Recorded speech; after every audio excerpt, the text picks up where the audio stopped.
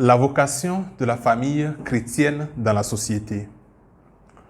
Un peu partout dans le monde, la famille subit actuellement une crise qui serait l'effet des mutations sociales, culturelles et économiques de nos sociétés modernes.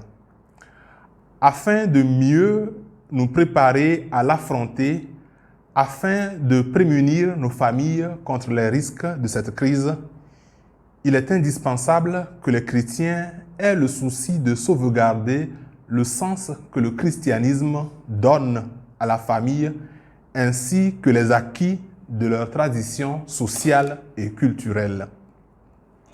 Lors de notre cycle de conférences sur la famille à la fraternité Saint-Dominique à Abidjan, il nous a été proposé de réfléchir sur la vocation de la famille chrétienne dans la société actuelle. Au regard de l'intérêt et des débats suscités par cette conférence, je voudrais reprendre et approfondir le même thème pour notre chaîne YouTube.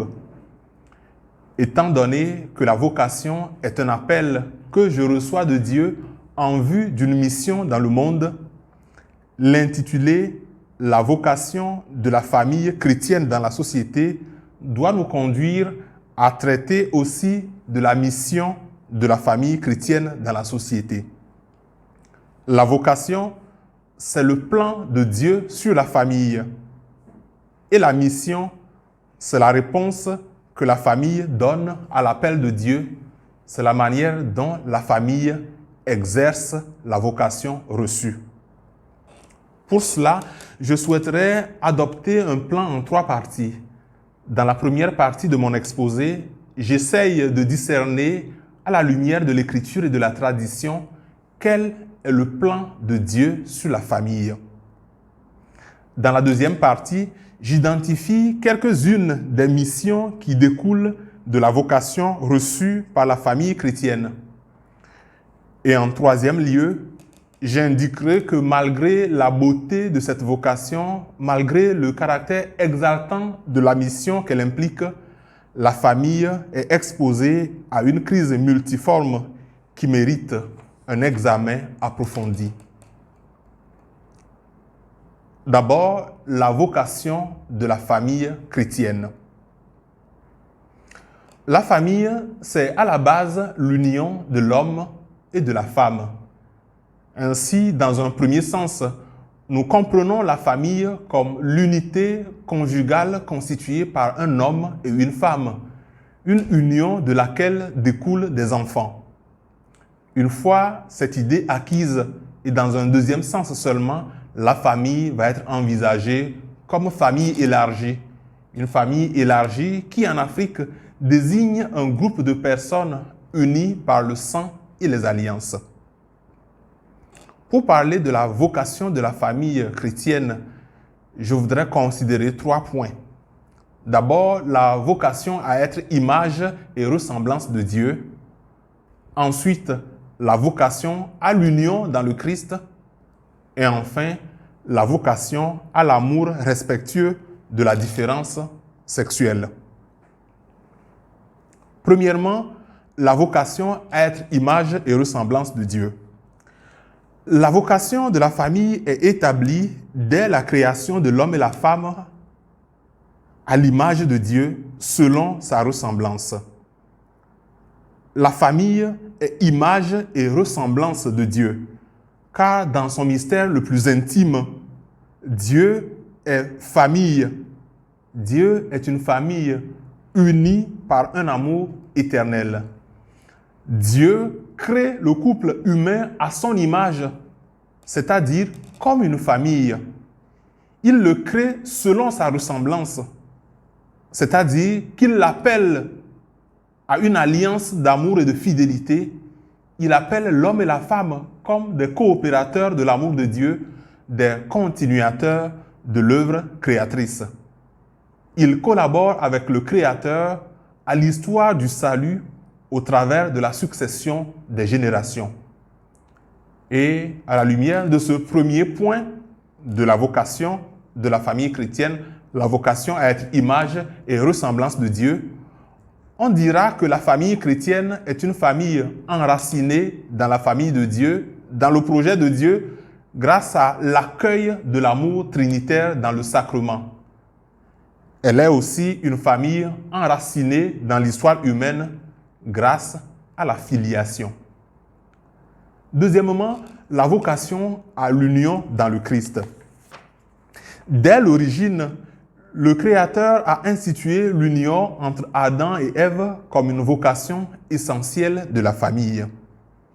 Dès la création, en effet, Dieu les a bénis afin qu'ils soient féconds et qu'ils se multiplient. Ce premier mariage, Jean-Paul II l'appelle le sacrement fondamental, car il est inscrit dès le départ dans la grâce de Dieu. Selon la lettre aux Éphésiens, dès avant la fondation du monde, Dieu a voulu que dans le Christ, l'homme et la femme soient saints et immaculés, qu'ils constituent une communion de vie enracinée dans le Christ.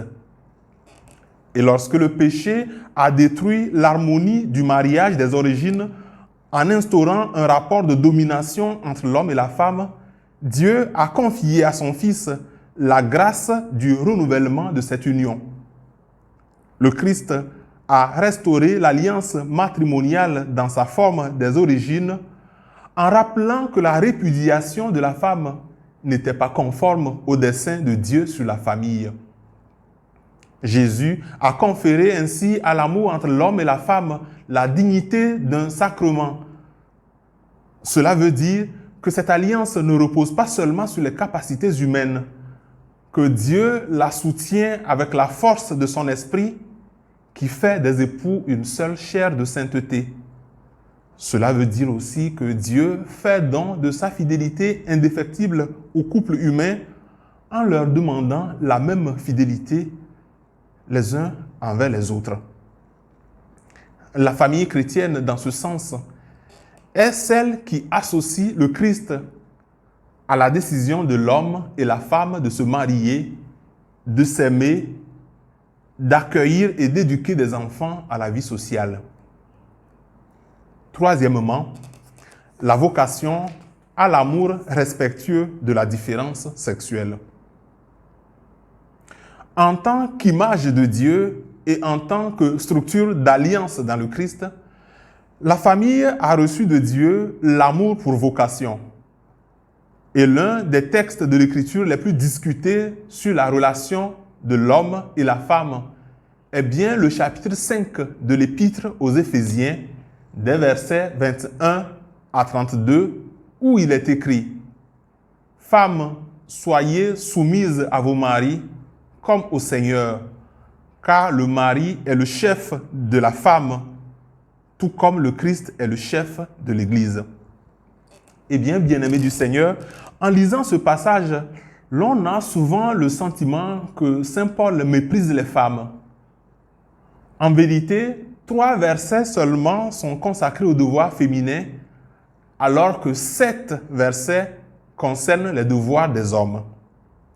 Saint Paul s'est adressé aux femmes avant d'interpeller les hommes.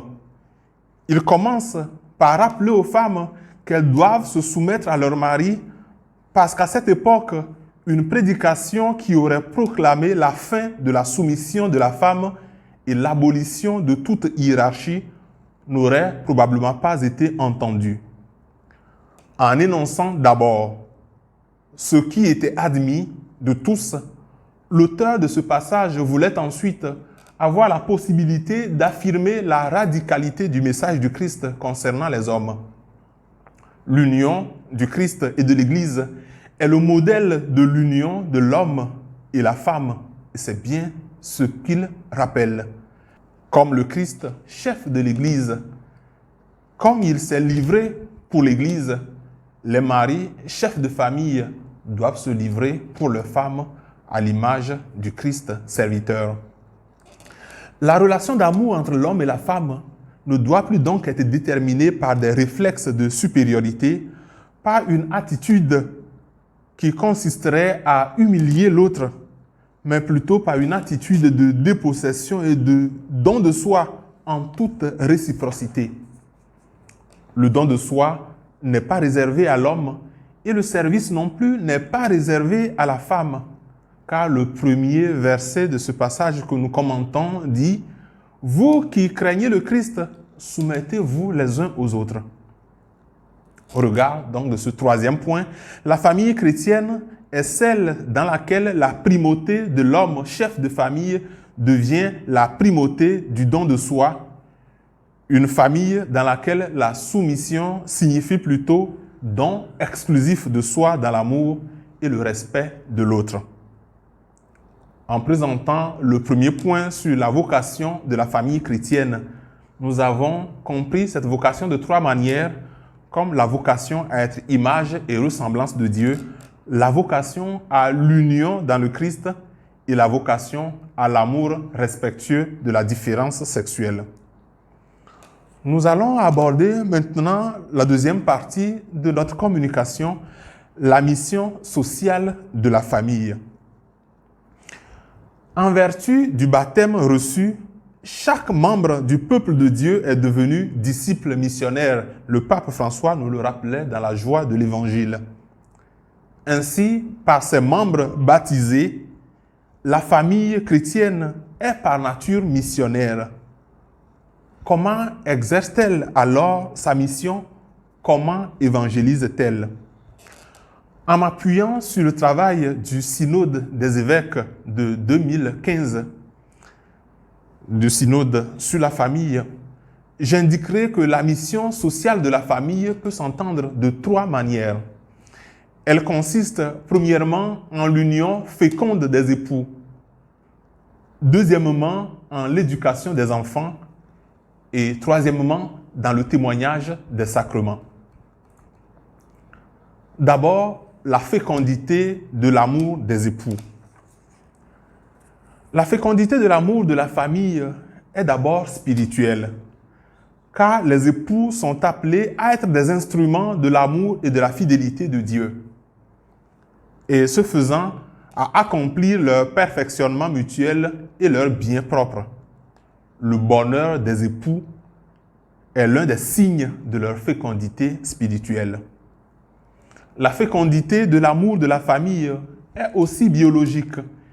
Elle se traduit par l'ouverture à la vie à travers la procréation qui est une exigence intrinsèque à l'amour conjugal. Comme le rappellent les pères du synode sur la famille, l'engendrement des enfants, leur protection et leur éducation chrétienne sont les fruits les plus précieux de l'amour conjugal. Maintenant, la deuxième vocation ou la deuxième mission sociale de la famille, c'est l'éducation des enfants.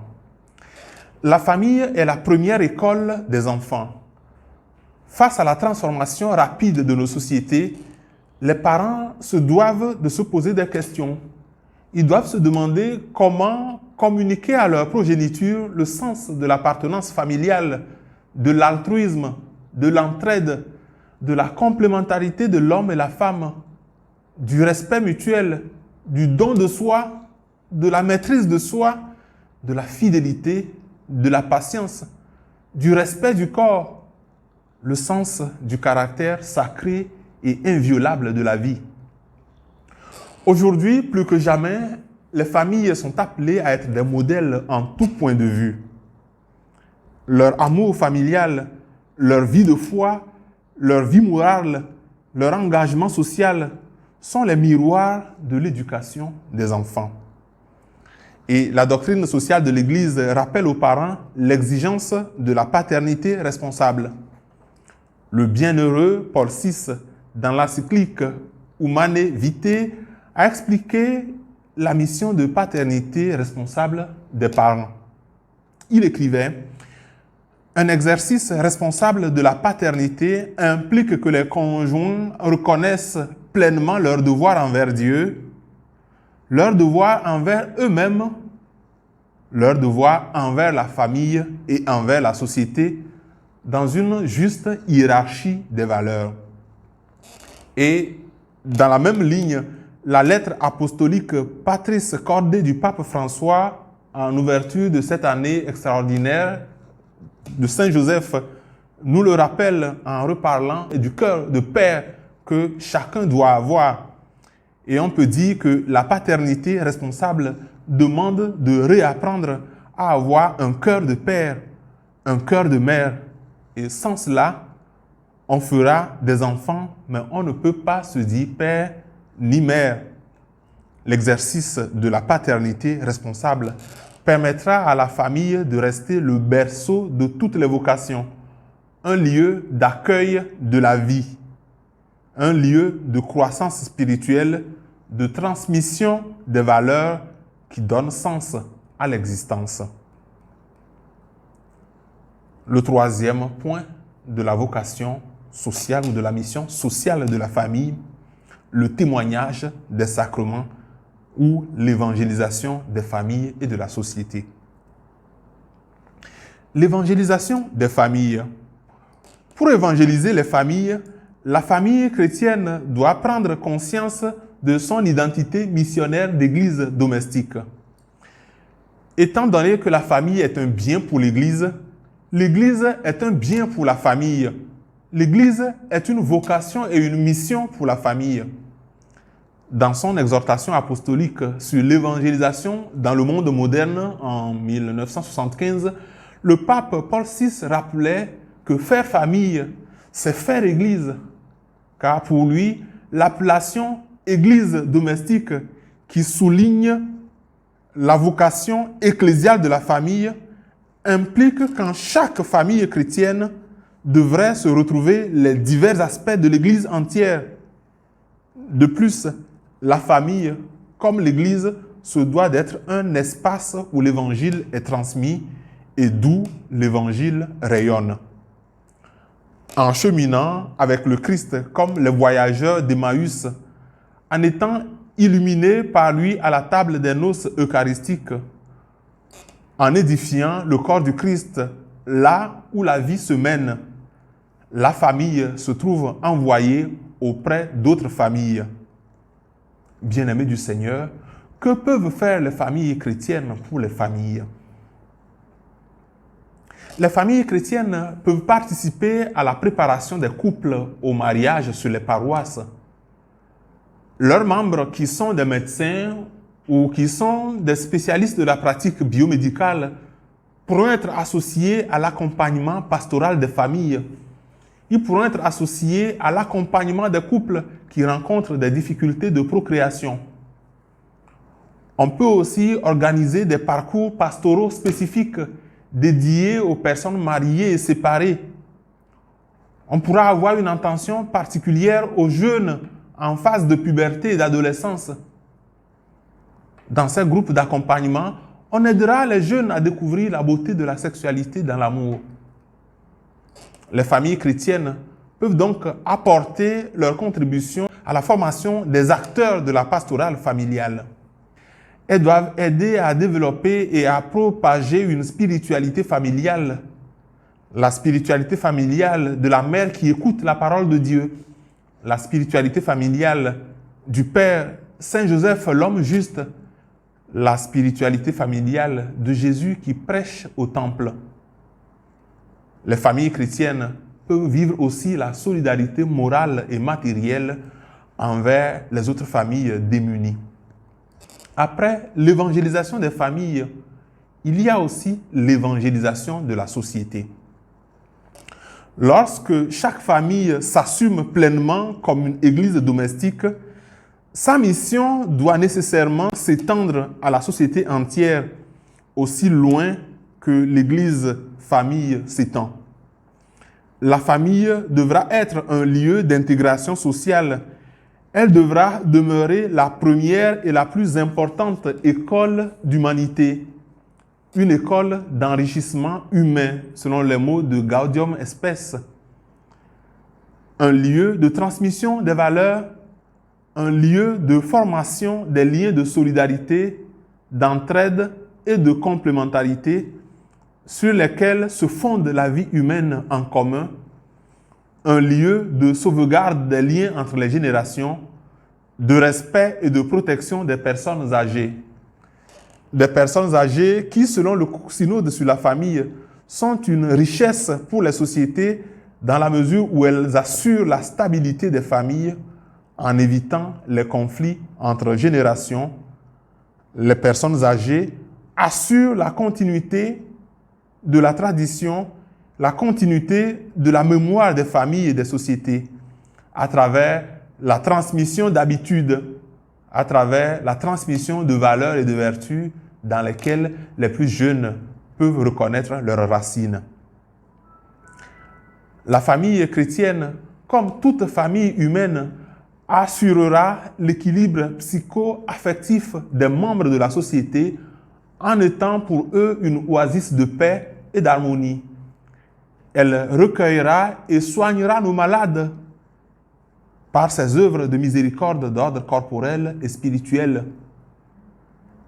La famille chrétienne s'efforcera d'être un lieu de formation de l'écologie humaine en défendant la préservation de la vie, la propreté, le respect de son corps, la protection de tous les êtres créés, de la terre et des cultures, l'utilisation raisonnable des ressources de la nature, le respect de l'écosystème local. C'est ainsi que la famille participera activement à construire la société qu'elle habite.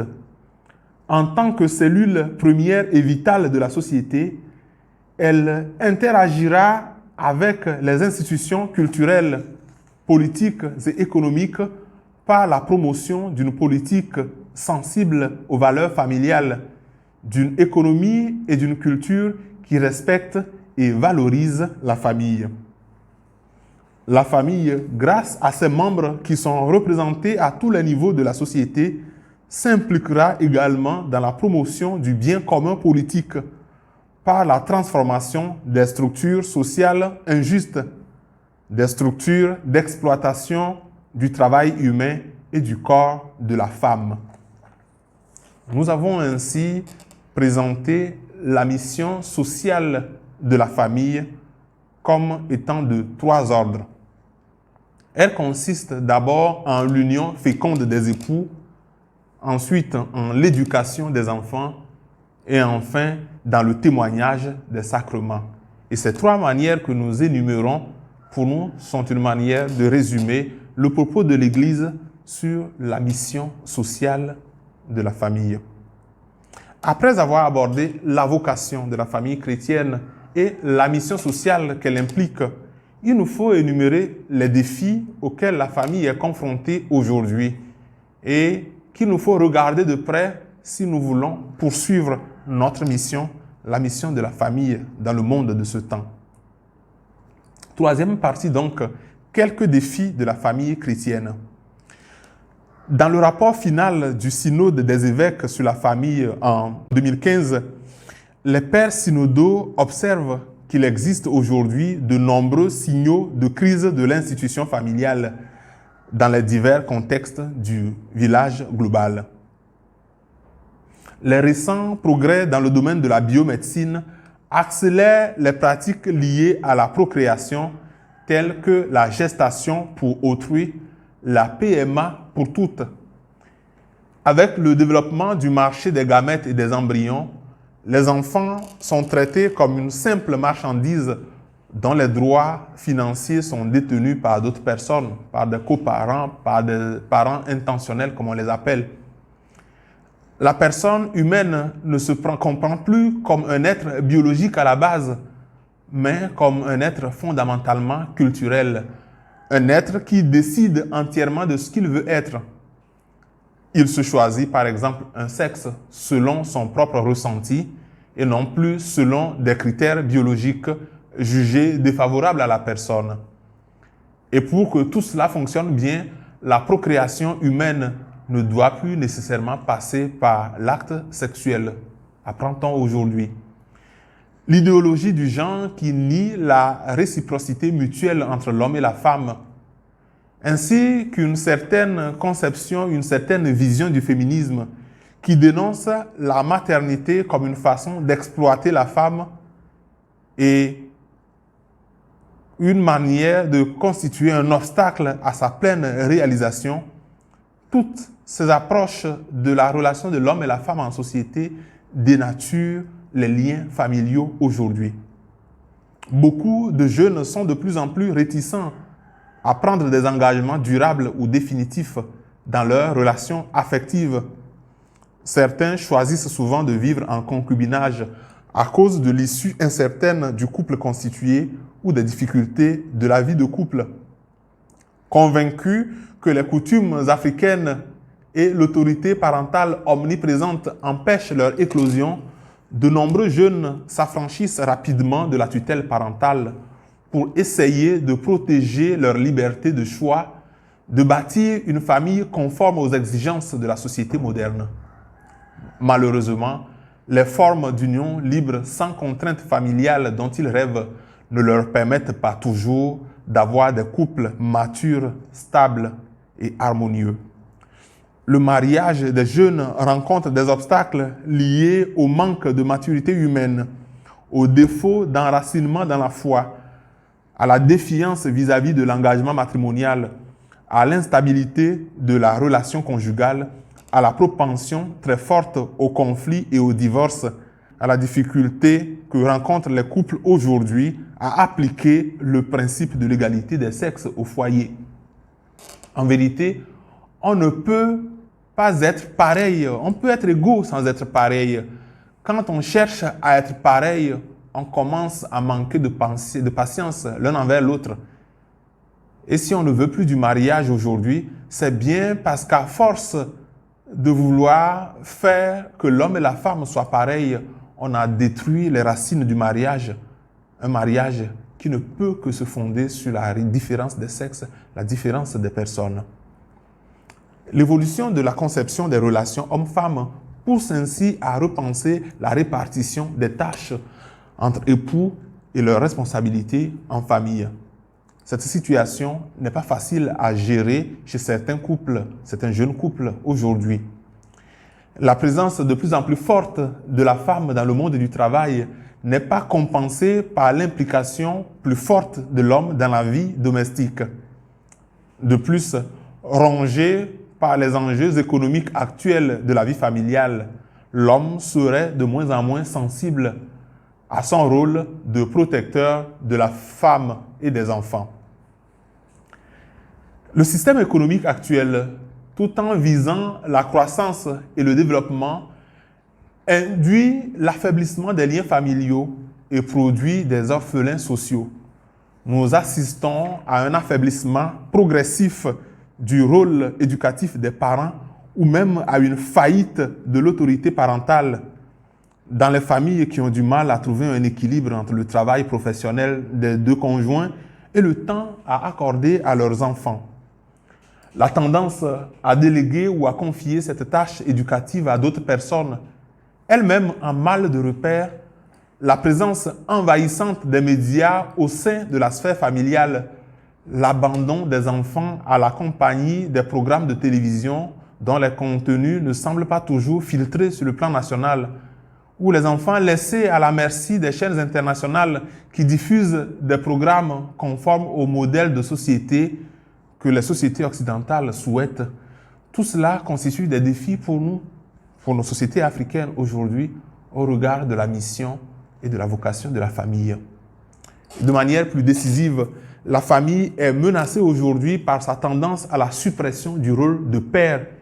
Une suppression qui est consécutive au développement non seulement des familles monoparentales, mais également des pratiques de procréation médicalement assistée pour toutes les femmes. Ces familles étant plus souvent laissées à la charge de la mère, l'absence de père marque gravement la vie familiale, l'éducation des enfants et leur insertion dans la société. On ne parlera pas de la même manière de la suppression du rôle des mères, parce qu'il me semble qu'il y a beaucoup plus de mères vivant avec leurs enfants que de pères avec leurs enfants.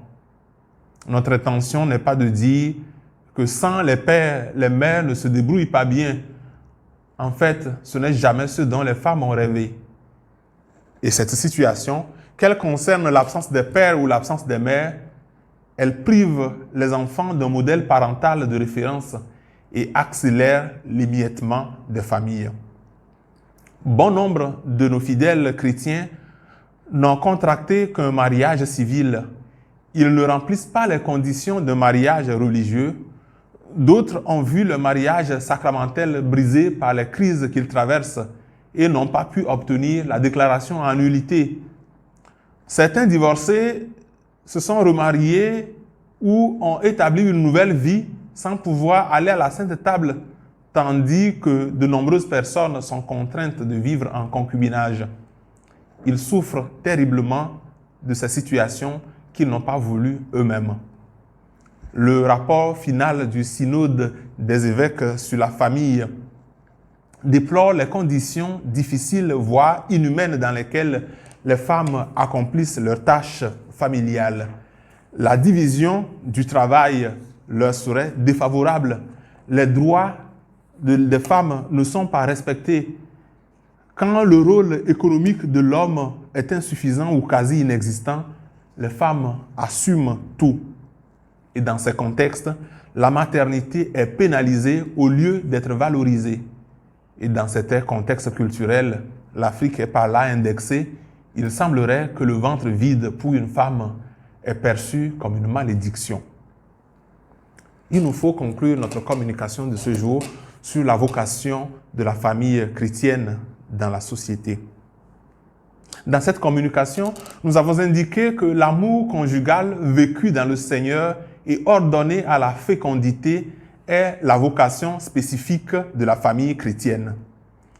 L'identité chrétienne de la famille se situe en particulier dans la spécificité de l'amour conjugal lié à la fécondité. Car Dieu a créé l'homme et la femme et les a bénis afin qu'ils ne forment qu'une seule chair de sainteté, qu'ils coopèrent avec Dieu pour la transmission de la vie. Ainsi, la famille chrétienne est celle qui associe le Christ à la décision de l'homme et la femme de se marier, de s'aimer, d'accueillir des enfants et de leur assurer une éducation à la vie sociale. De ce fait, cette vocation de la famille chrétienne est celle de toute famille humaine. Étant donné l'orientation de toute la création vers le Christ, étant donné la solidarité des familles chrétiennes avec toutes les familles humaines, la vocation de la famille chrétienne, c'est en fait le plan de Dieu sur toute famille humaine. Étant donné que la famille est une institution sociale fondamentale, la cellule vitale et le pilier de la société, au départ, sa mission est la même: assurer l'avenir de l'humanité et le renouvellement de la société, vivre la solidarité avec les autres familles, humaniser les relations entre les personnes, protéger la création. Cette mission de la famille concerne aussi bien les croyants que les non-croyants. Nous avons mentionné au cours de cette communication quelques-uns des défis auxquels la famille est confrontée actuellement. Pour résister aux nombreuses formes de rejet dont les valeurs familiales traditionnelles sont l'objet aujourd'hui, il convient de pouvoir affirmer avec force que l'évangile de la famille est la réponse aux attentes les plus profondes de la personne humaine. Merci de votre aimable attention.